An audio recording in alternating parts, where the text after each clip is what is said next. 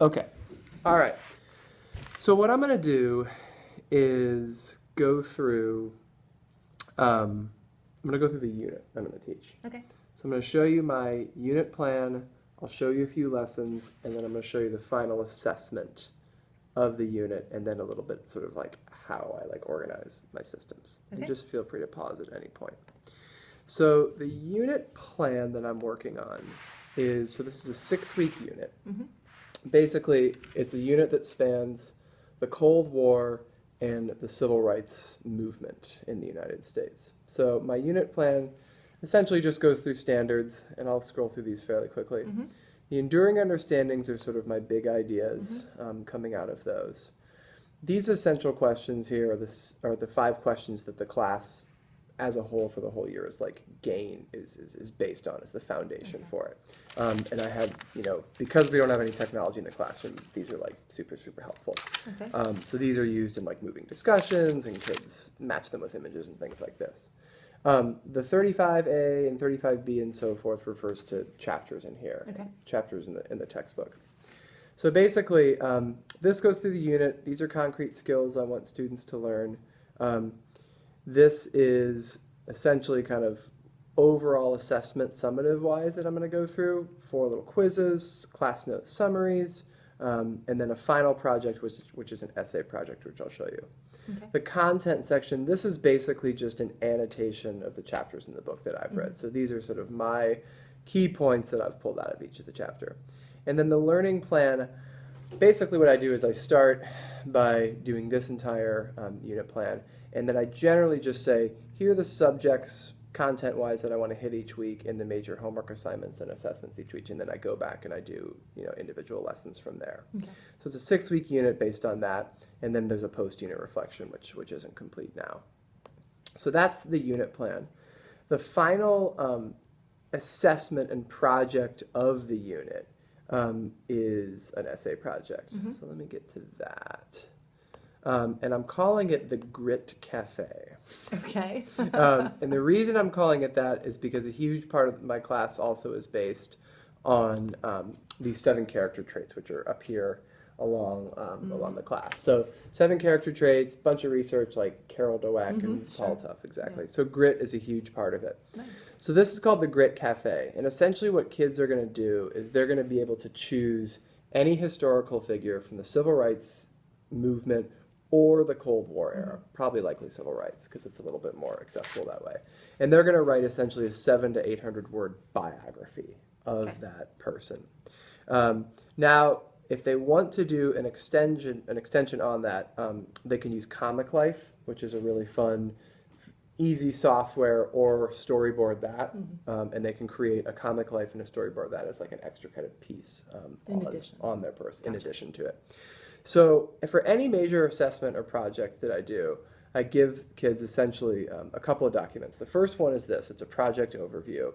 Gives them just exactly what they're going to be doing, what the learning objective is, the specific details, the schedule, how they go. I don't put dates on here because I have 4 different sections, but what they're going to be working on in class, what their homework is, and then a checklist for them to keep track of. And I try as hard to make these things 1 page as I possibly can. They'll also then get a rubric. And all of my rubrics pretty much look the exact same for major projects, so I think that's helpful for them. They all have this same level, a 4, 3, 2, 1, above, meeting, approaching, beginning, and then they get 3 major grades for anything. They get a content grade, a process grade, and a product grade. And this serves as a checklist for them also. So, and this is something that we spend a tremendous amount of time on from the very beginning. And then the final thing that they get with it is a pre-write sheet to sort of begin the writing process, and I sort of outline what the essay should look like, and then a peer or parent review sheet. Okay. Great. And I ideally, depending on the class and sort of how the project's going, they sometimes do peer reviews. Usually my older kids, 8th graders, 7th graders do peer reviews. 6th graders, it can be a little bit not as helpful, but parent review for sure, all of them do in this. So that's like fully an important thing to do. So that's kind of the final project of this unit, probably, that like we'll be going over for the whole thing.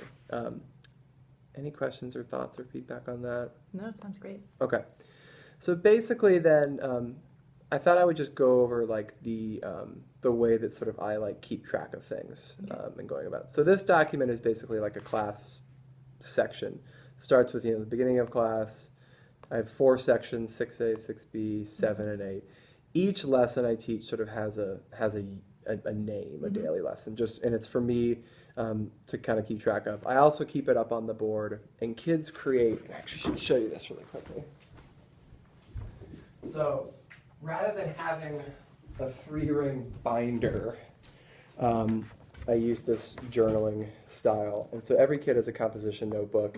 In every lesson, they create date, title, page number. Any kind of handout they get, I actually have them glue it in here. And they keep page numbers and things like this. It's like the FOSS notebooking. Yeah. That was like a big science school thing. Exactly what I had my kids do in science. Exactly, Yeah. exactly. So it's totally the same thing. Yeah. So they make an entry every day. It's got the date, it's got the title. So I usually will start with this and just kind of to help me keep track, and then for every unit on the way I sort of organize it in my files. So this is unit 4 right here. I get an assessment, daily lesson plans, homework, any kind of in-class work or things like that in the unit plan. So that's basically how it's set up. Ideally, I'm usually like 2 weeks ahead of time on lesson planning, but mostly it's like 1 week ahead of time. So I usually always start with that unit plan. Like I made those unit plans over the summer, so I like have an idea of where we're going for the whole year, and then I'll start with that major assessment, in this case that Grit Cafe comic life / biography thing in the end, and then I will make the lessons from there kind of like as we go. So it's totally kind of backwards design, but that's basically how it goes. So I think where the Teach Now stuff comes in to play is the differences is that there's a Teach Now sort of lesson plan template that's a little different than the one I use, and so I'm working on that now for this unit and trying to kind of adapt them over. And then there's obviously like filmed components of it. Right. So Okay. that's the hope. It's a Cold War civil rights unit, and that's where we're going. Sounds great. Okay, cool. All right.